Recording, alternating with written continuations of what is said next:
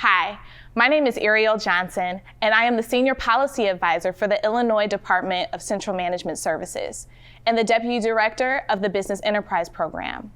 The Business Enterprise Program Act was initiated in 1984 to ensure that procurement was inclusive of businesses owned by minorities, women, and persons with disabilities. Throughout history, these businesses have played a vital role in community economic success, from access to jobs and resources, and even solving problems such as a global pandemic.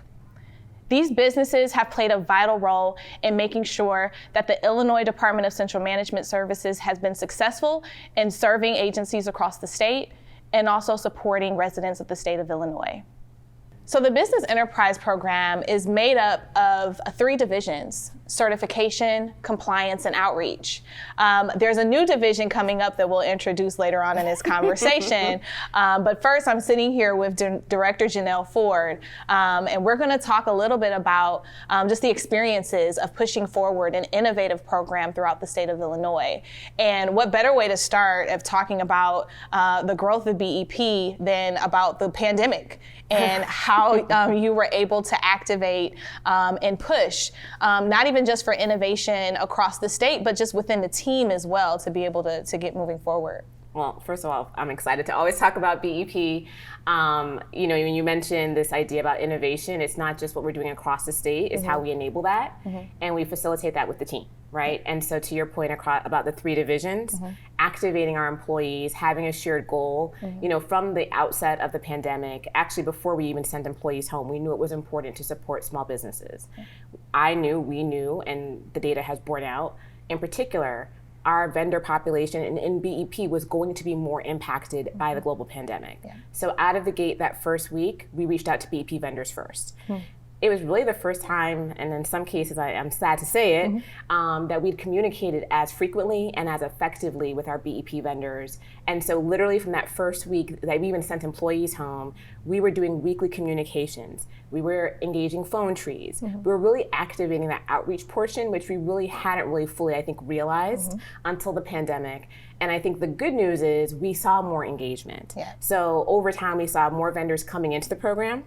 More vendors actually prepared and willing to do business with the state, and quite frankly, able to help us in the support of providing PPE to our employees who were on the front line in the middle of something so critically important for the state of Illinois. Under the leadership of Governor Pritzker, that was one of the first things he's encouraged me to do and asked me to focus on was the Business Enterprise Program and procurement with a capital P, right? So streamlining procurement in Illinois is a feat, and we're not perfect, but we're making progress. But then specifically, then how do we tie into BEP success into that? And so his focus helped obviously give me the ability to be more targeted and focused in that space as well. It's the first time the program has had a substantial change in 37 years since its inception. And to have a goal-setting methodology that incorporated national best practices, so that included, you know, case studies and conversations with our NASCA peers, who are very helpful. So Ariel, we're here today to talk about innovation. And I think a lot of what we've done for some states maybe doesn't seem innovative, but certainly for us in Illinois, it is innovative, and we've made a lot of progress. And I guess the question for you is like, what's next? What's innovative? What's transformative? What's on the horizon for CMS, for Illinois? Mentor Protege. So really excited. We finally just hired our Mentor Protege manager. And what that means is that small BEP vendors, subs, are gonna have the opportunity to learn and grow with larger companies, to be able to scale their businesses and, you know, be able to further that economic impact that we discussed earlier. The past year and a half has pushed the Business Enterprise Program to really renew our efforts and commitment to serving our communities.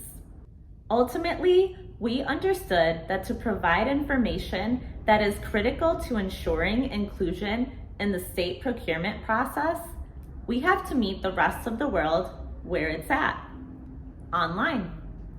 From providing events and webinars that can be accessed from any phone or computer where you are, to creating short videos that can clarify longer processes like the utilization plan tutorial.